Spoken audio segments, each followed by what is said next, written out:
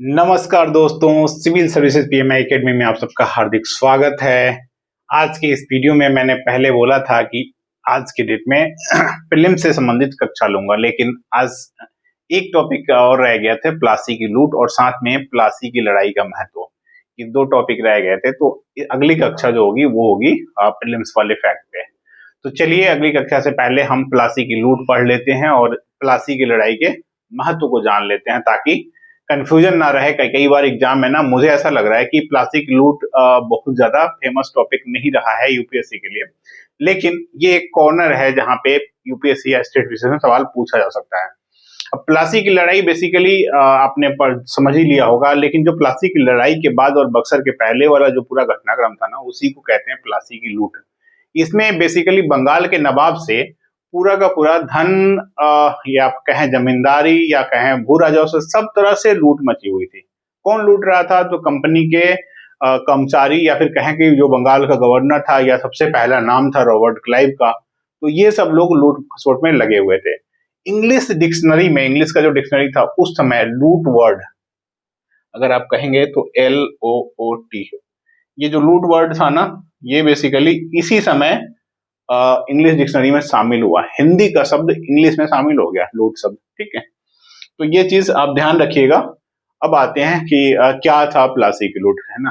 तो इसमें पूरा का पूरा फैक्ट है, आप ट्राई करिएगा कि इसको एनालिटिकल बनाने का।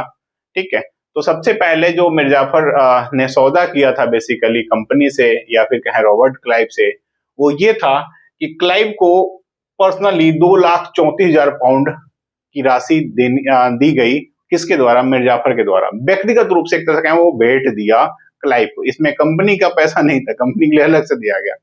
इसके अलावा क्लाइव को 24 परगना की जमींदारी दी उसने। 24 परगना के बारे में कहा जाता है कि रॉबर्ट क्लाइव का निजी जागीर बन गया था, तो 24 परगना की जमींदारी भी दी गई। साथ में दोस्तों, रॉबर्ट क्लाइव को इतना वो लट्टू था उस पे गद्दारी करके सिराजदौला से, कि उसने रॉबर्ट क्लाइव को उमरा की उपाधि दिलवाई। किससे? उस समय का जो मुगल सम्राट था आलमगीर द्वितीय, उससे मिलके। तो 3 चीजें मिली रॉबर्ट क्लाइव को। ये तीनों लूट में आप शामिल कर सकते हैं। पॉइंट वाइज लिखिएगा, ज्यादा डिटेल नहीं लिखिएगा, डिटेल में एनालिसिस कीजिएगा, फैक्ट्स को पॉइंट वाइज लिखिएगा। दूसरा है इसमें ईस्ट इंडिया कंपनी की सेना को। ईस्ट इंडिया कंपनी की सेना को क्या मिला? सेना में थल सेना और उसकी नौसेना दोनों शामिल थी। तो उनको करीब करीब 2,75,000 पाउंड की राशि दी गई, जो उनके खर्च हुए थे, जो सेना से पहले एग्रीमेंट था, उन सब की भरपाई करने के लिए 2,75,000 पाउंड की राशि दी गई।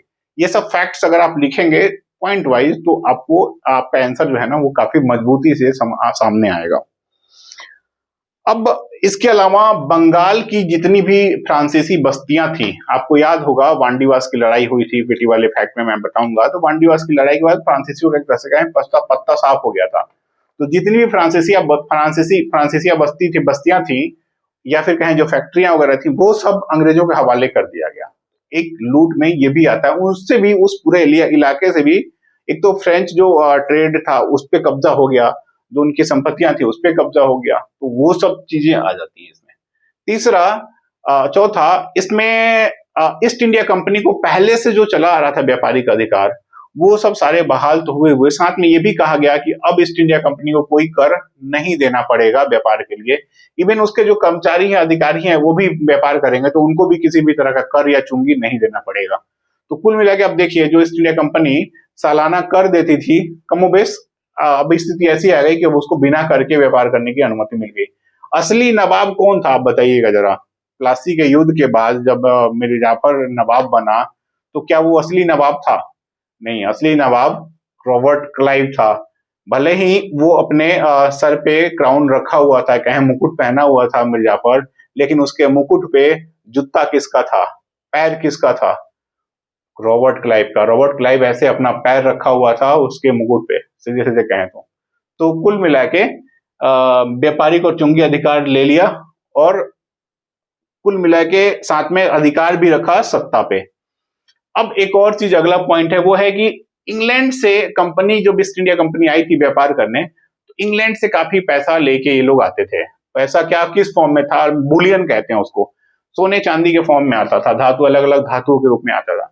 तो ईस्ट इंडिया कंपनी पैसे लेके आई, सोने चांदी लेकर आई, यहाँ से सामान खरीदा, क्योंकि वो वहां पे जो पैसा चलता था वो लोकल, वो यहाँ तो ऐसा था नहीं।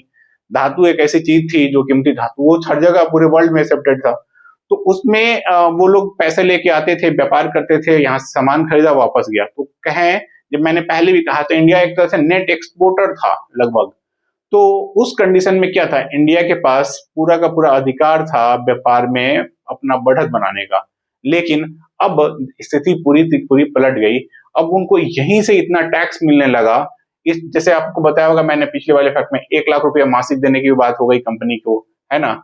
ये मैं मिर्जाफर वाली कहानी में बताऊंगा, जब मिर्जाफर का जिक्र करूंगा दोस्तों, तो उससे भी कुछ पॉइंट्स आप प्लास्टिक की लूट में रखिएगा कि कैसे उसने 1 लाख रुपया मासिक देने की बात करी। तो ये सब पैसे ऐसे आए ना, एक समय ऐसा आ गया कि मिर्जाफर के ऊपर कंपनी का 26 लाख रुपया बकाया हो गया। उस टाइम पे 26 लाख रुपए, मिर्जाफर कर्जदार बन गया था। तो इन सब लूट से बंगाल में पैसे आने इंग्लैंड की ओर से बंद हो गया। अब बंगाल की स्थानीय भू राजस्व से या नवाब के पैसे से मिले पैसों से या फिर जो जगत से टाइप बंधु से उनसे जो वसूला गया, उन सब पैसों से ईस्ट इंडिया कंपनी का काम चल जाता था। इवन उनके पास सरप्लस बचा रहता था। इवन नवाब भी कर्जदार हो गया था मिर्जाफर उनका। तो अब कहें तो बुलियन आना बंद हो गया। अब स्थिति पलट गई। भारत की आर्थिक दुर्दशा जो है वो खराब होने वाली थी। और आप आगे की लड़ाई, आगे भी ये समझेंगे चीजों को।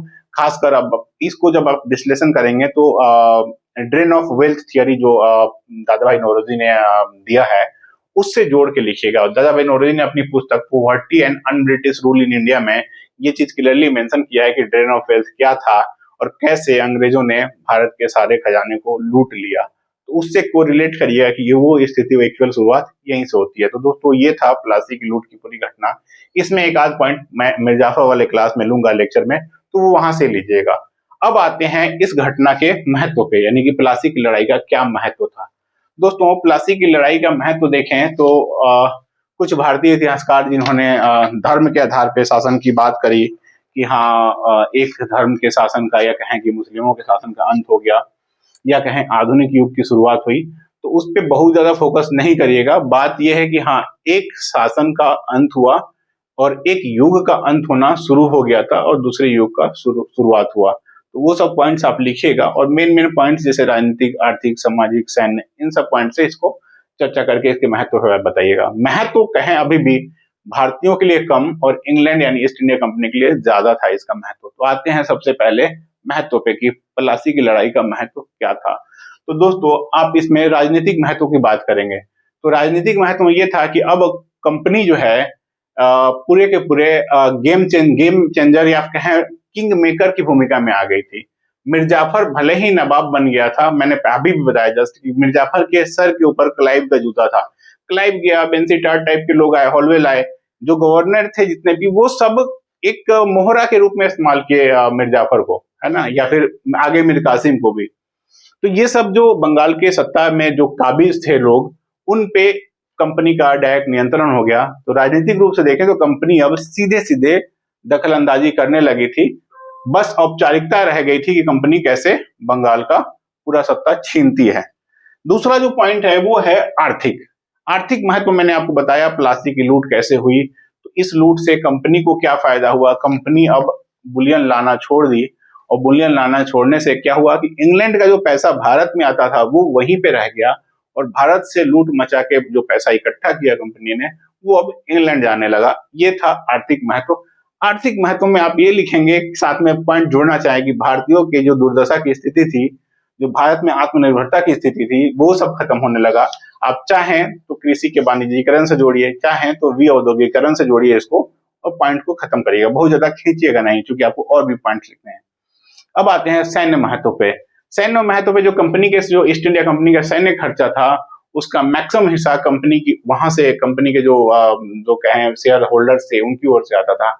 अब स्थिति थोड़ी सी सामान्य हुई इनको, अब उनको यहीं से पैसा मिलने लगा। तो अब एक तरह से कहें सैन्य तौर पे और मजबूत होने लगे और यहाँ के पैसों से, इवन वहां से तो कम पैसा आया, यहाँ की जो लूट मचाई है प्लासी वाला, इस पैसे से इतने धनी हो गए, इतने मजबूत हो गए कि इन्होंने और भारतीयों को बक्सर की युद्ध की लड़ाई के लिए तैयार किया, यानी अपनी सेना में भर्ती किया पैसे के दम पे। उस समय देखिए कोई राष्ट्र का बहुत ज्यादा संकल्पना थी नहीं कि लोग कहें कि हाँ मैं देश का निवासी हूं, मैं फिरंगियों के साथ नहीं मिलूंगा। वो सब तो बाद में आया, राष्ट्रवाद की भावना, उस समय ऐसी कुछ थी नहीं। उस समय मेन था कि अपना पेट कैसे चले, है ना। उस समय जो उनको रूल करता था वही उनके लिए संसार था, शासक था, एक तरह से कहें साहेब था, है ना। तो ये चीज थी। तो जो भारतीय आए उसका उनकी कोई गलती नहीं थी, उनके लिए मेन था कि वो किसी के अंडर कोई एक शासक होता तो उसमें ये था जो पैसा देगा उसका वो काम करते, तो ये चीज था, भाड़े के सैनिक के रूप में उन्होंने काम किया। तो जो बक्सर की लड़ाई हुई उसमें भाड़े के सैनिक में ठीक ठाक भारतीयों की भर्ती करी गई थी। तो एक ये था सैन्य मार्ग। अब आते हैं दोस्तों आगे सामाजिक सांस्कृतिक महत्व पे। तो इस लड़ाई का सामाजिक सांस्कृतिक महत्व है, मैंने पिछले लेक्चर में बताया था कि अंग्रेजों ने, अब उनको पता था कि अब वो समय आ गया है एक फाइनल जजमेंट का, फाइनल युद्ध का, जिसके बाद से सीधे कस्ता पे कब्जा किया जाएगा। तो अंग्रेजों ने धीरे धीरे इसी लड़ाई के बाद भारत की जो सामाजिक सांस्कृतिक कुप्रथाएं थी, मैं अभी बताऊं कुप्रथाएं, जैसे कि हम धर्म के आधार पर बटे थे, हम जाति के आधार पर बटे थे, तो इन सब कुप्रथाओं की और जितने जितने देश में अलग अलग कोने में कुप्रथाएं थी ना, सबका मैपिंग किया उन्होंने।